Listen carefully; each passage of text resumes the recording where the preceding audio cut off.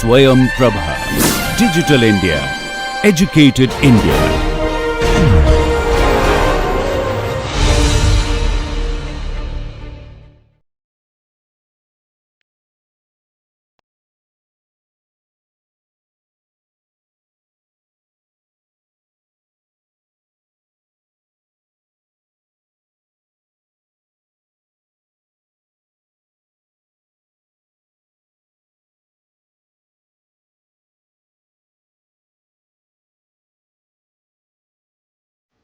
Hello everyone.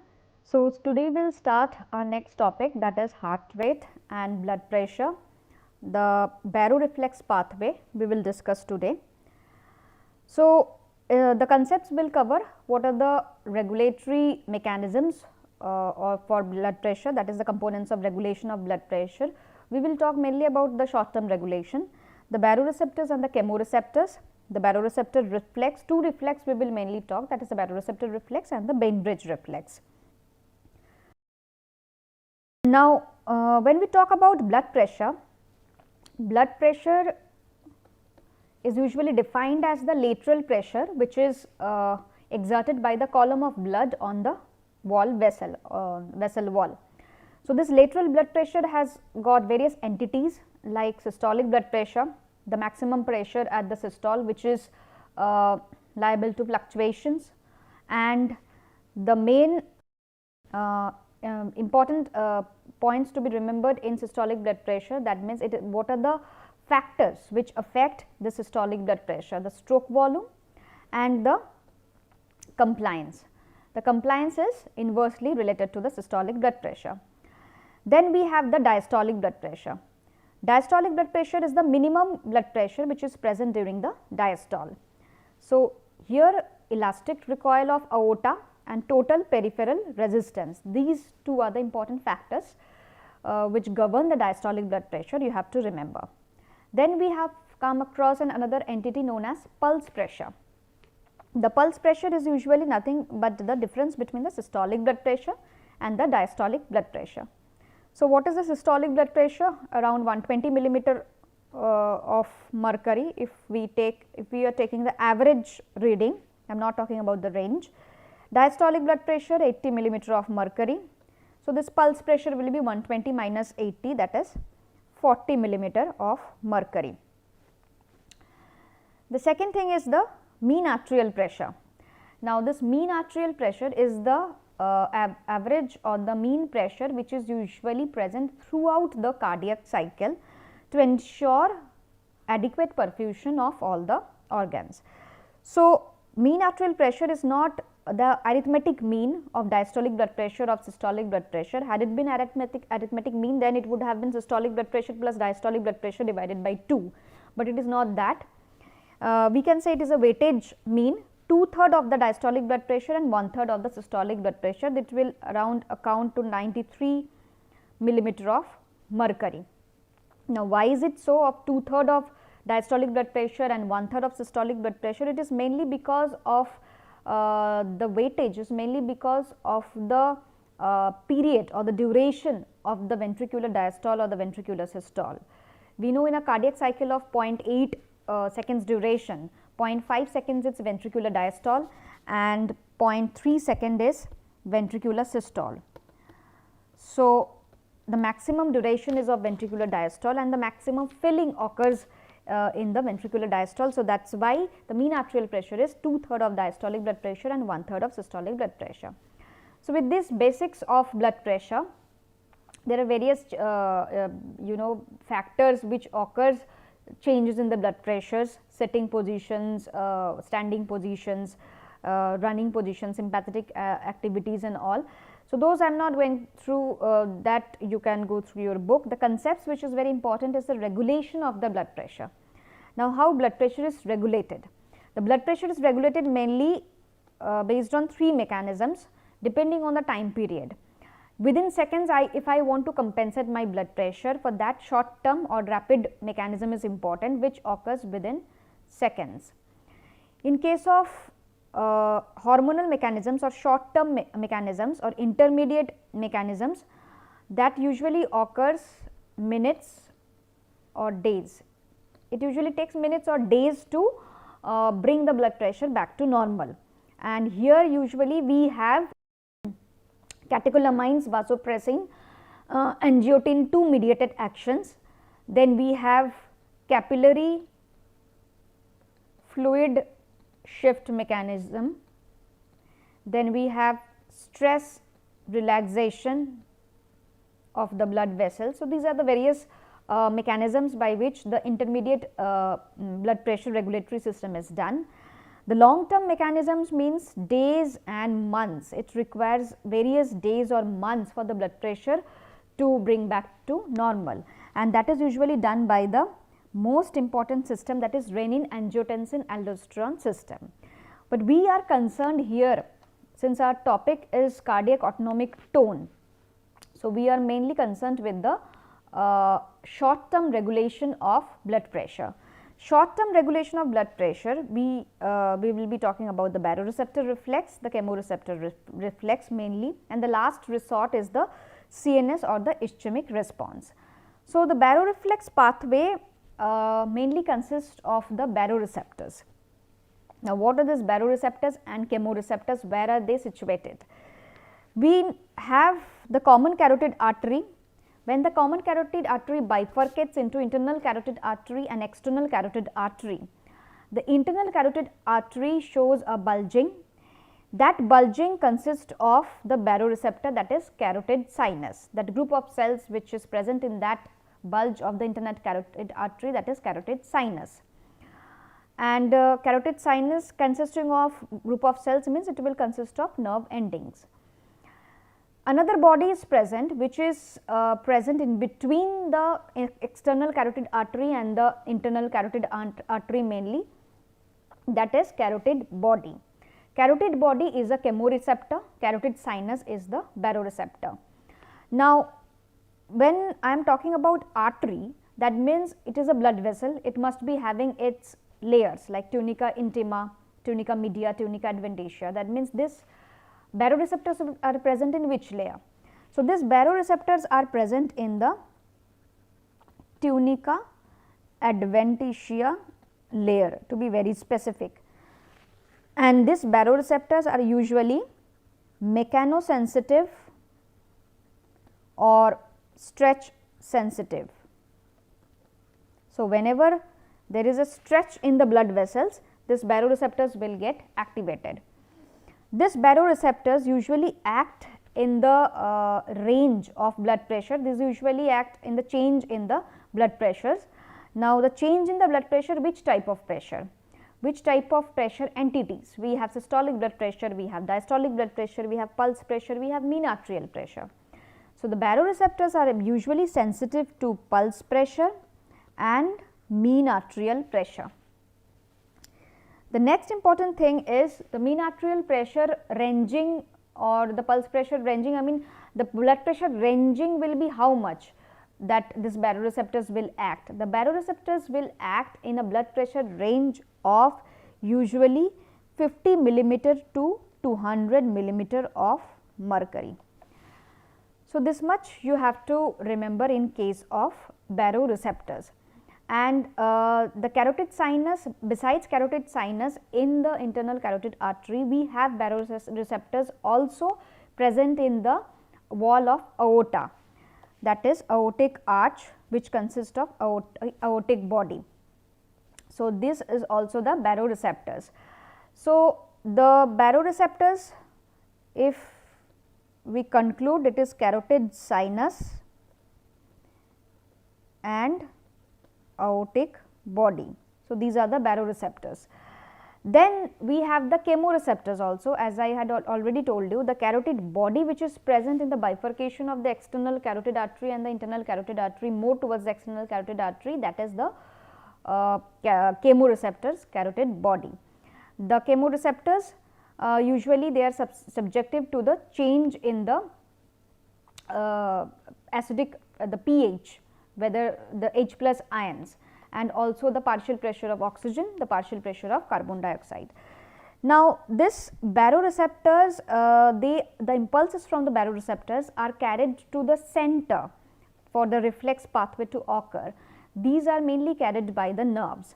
The nerves which are getting carried from the carotid sinus, they are known as sinus nerve, or that is the glossopharyngeal nerve. The nerve which is getting carried from the aortic body or the wall of aorta, that is the baroreceptors of aortic body, that is the vagus nerve or mainly the 10th cranial nerve. So, we have two nerves over here, the glossopharyngeal nerve which is also termed as sinus nerve and the vagus nerve. So, these are the afferents from the baroreceptors which take the signals to the center.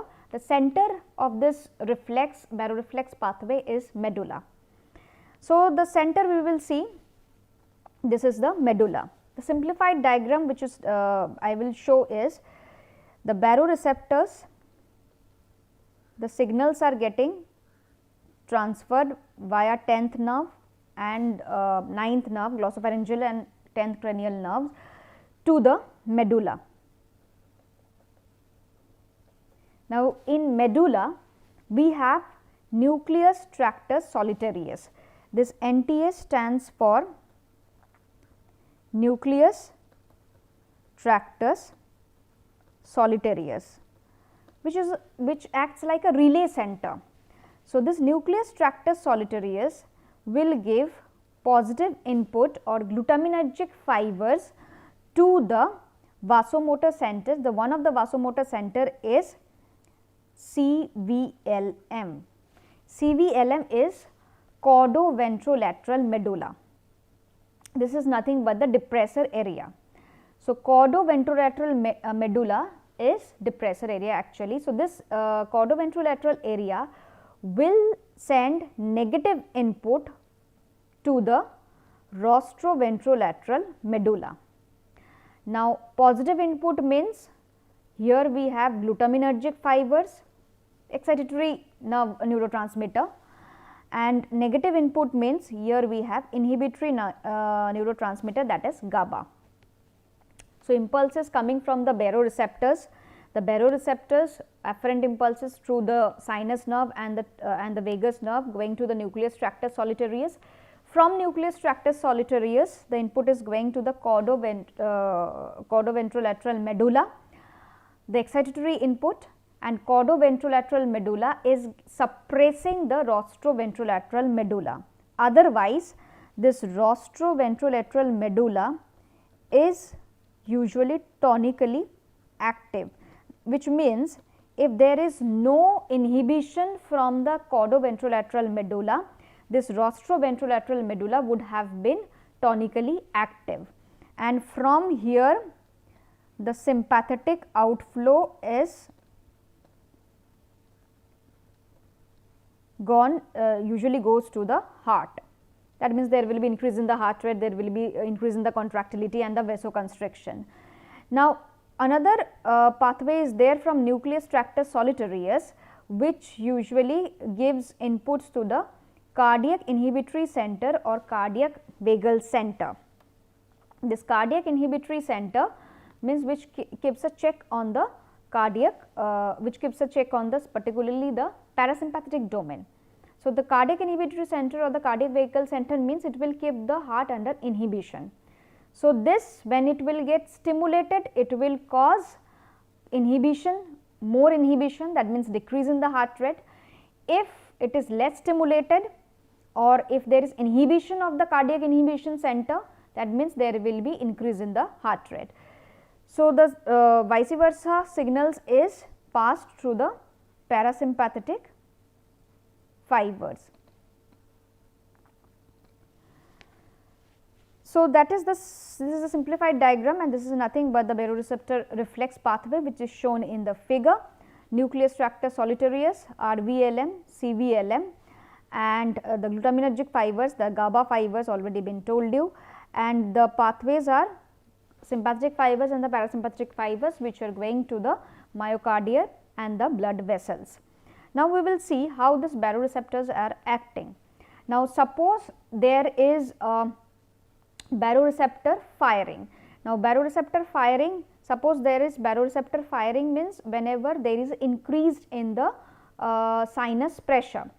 That increase in the sinus pressure can be done if I do carotid sinus massaging. When I do carotid sinus massaging, if I massage the area of the carotid sinus, there will be increased sinus pressure. So, increased sinus pressure will cause increased baroreceptor firing. So, whenever there is increased baroreceptor firing, what will happen? It will go to the vasomotor center will be finally inhibited, and on the other end cardiac inhibitory center will be stimulated. So, cardiac inhibitory center stimulated means there will be decrease in the heart rate. The cardiac, I am doing more inhibition to the heart, and decrease in the conduction velocity, which is mainly seen in case of polyformic SVTs to treatment. Usually we do carotid sinus massage and there is a decrease in the heart rate, which is seen as a response. And whenever there is inhibition of the vasomotor center, there will be decreased blood pressure or the decreased contractility or vasoconstriction, or there will be vasodilatation. So, this is seen in case of carotid sinus massaging. Now, whenever there is no baroreceptor firing, that means whenever already I am having decreased blood pressure, whenever my blood pressure is low, that means there is no stimulation of the baroreceptors. So, at that time there will be no stimulation or there will be no inputs to the nucleus tractus solitarius to inhibit the vasomotor center. The vasomotor center will not remain under inhibition from the caudoventrolateral medulla. So, what will happen? It will remain tonically active, and when there will be tonically activity, there will be increase in the sympathetic activity and there will be decrease in the vagal activity. So, there will be increase in the heart rate, increase in the cardiac contractility, and thus increase in the blood pressure.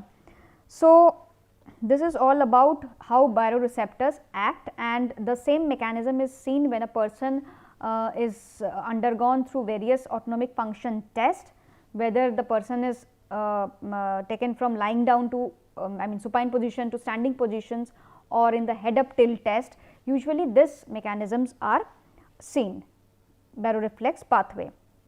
Now, what if we do the ligation of this carotid the baroreceptors or the carotid sinus? It depends on which part we are doing the ligation, either we are distally ligating or whether we are proximally ligating. So, whenever we are ligating proximally, that means this is the carotid sinus and here we are ligating. So, whenever we are doing proximal ligation, that means there is no sinus pressure, there is decrease in the sinus pressure. So, whenever there is decrease in the sinus pressure, that means that there is decreased baroreceptors firing, the baroreceptors is not getting any inputs. So, what will happen?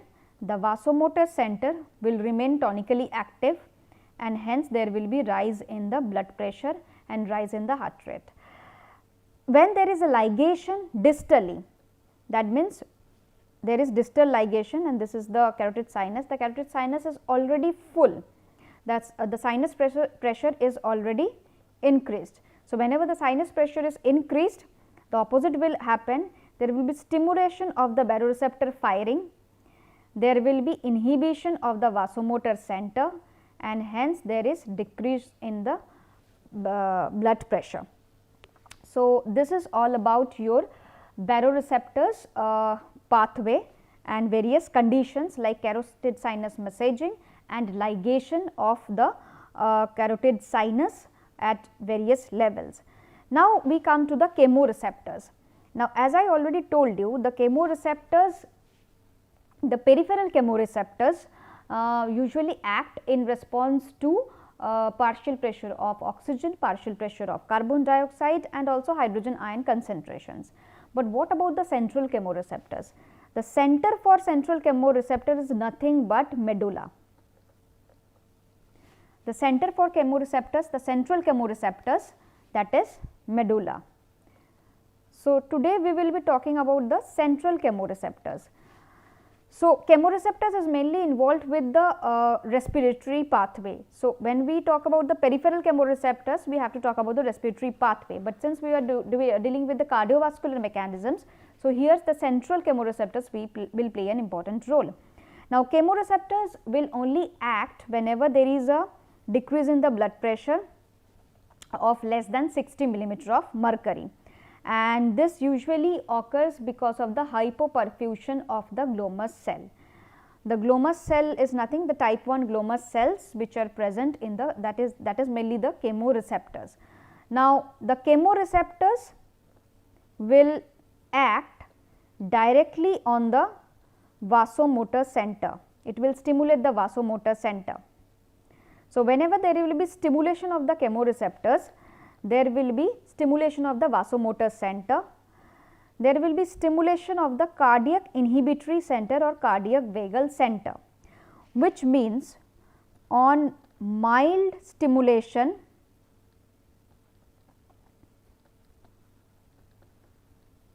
of chemoreceptors, there is bradycardia, because there is stimulation of the cardiac inhibitory center. So, obviously, the parasympathetic domain is getting activated. So, obviously, there will be decrease in the heart rate.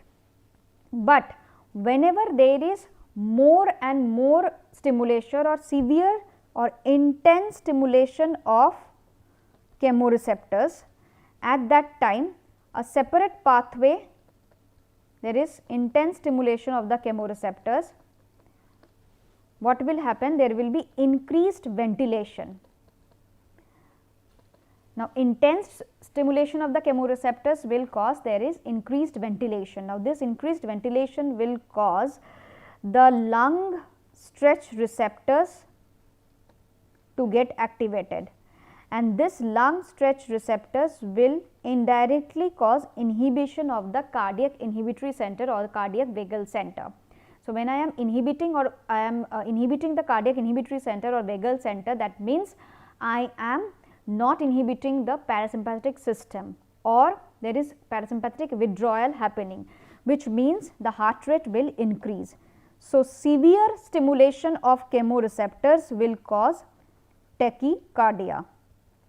So, this you have to remember, and this is actually one of the pathway where lung stretch receptors are inhibiting the cardiac inhibitory center, which is causing increase in the heart rate. This is actually one of the pathway which mechanisms seen in sinus arrhythmias, that is physiological sinus arrhythmia. So, this is the role of the chemoreceptors. The chemoreceptors also play an important role in important phenomena whenever there is progressive loss of blood. Whenever there is a progressive loss of blood, there will be decrease in the blood pressure. So, whenever there is progressive loss of blood, there will be massive loss or massive decrease in the blood pressure. So, that blood pressure, suppose this is the blood pressure, this is time and this is pressure, this is 60 millimeter of mercury, and suppose here this is time and this is pressure.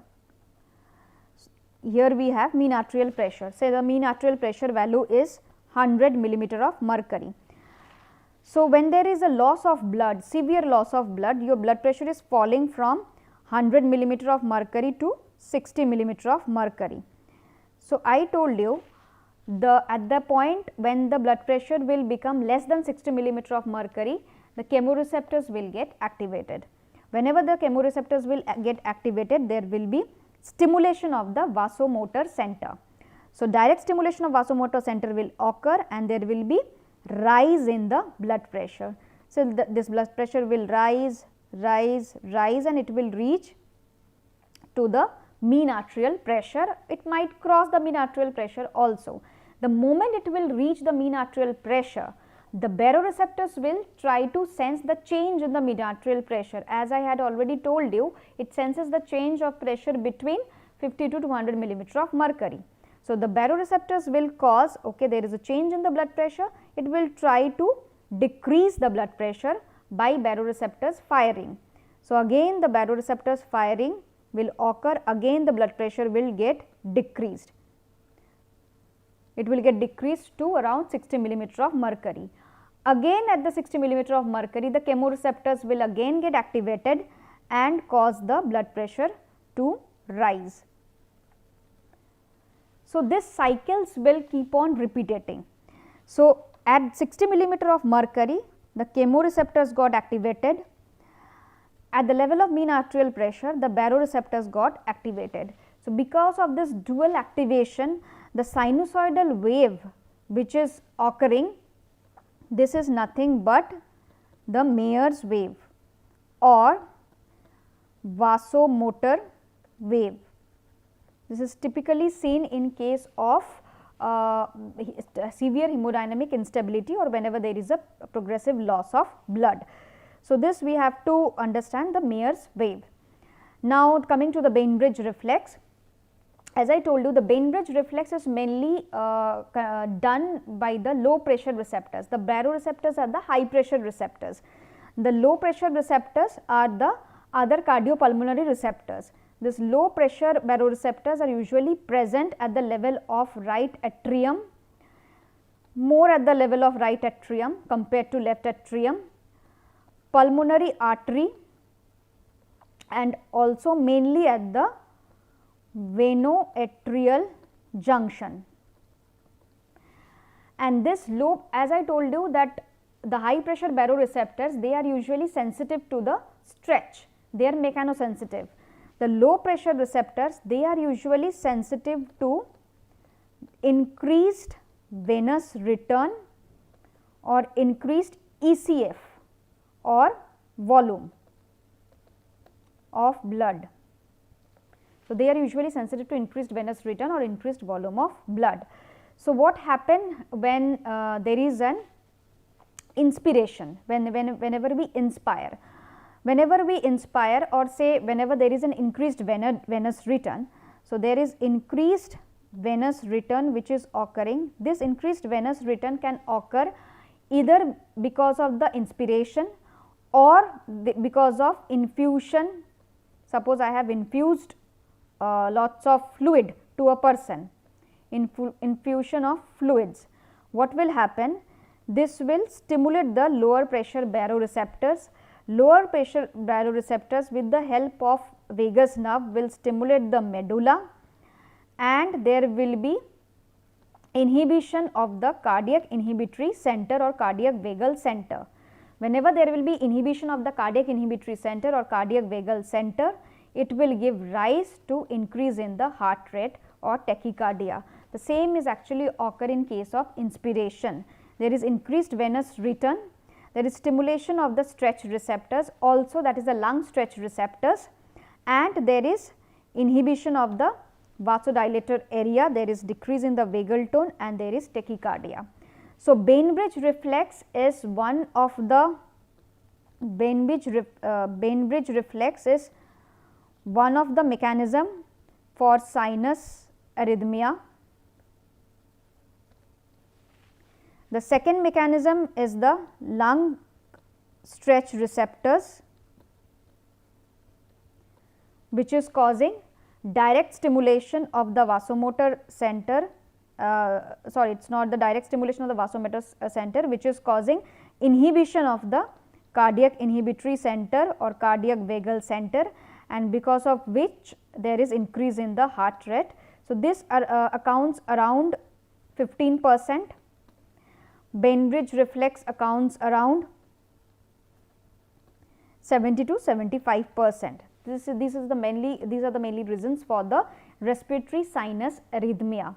So, with this, the summary is, whenever there will be hypovolemia, that means whenever there is decrease in the electrocellular fluid, there is hypovolemia.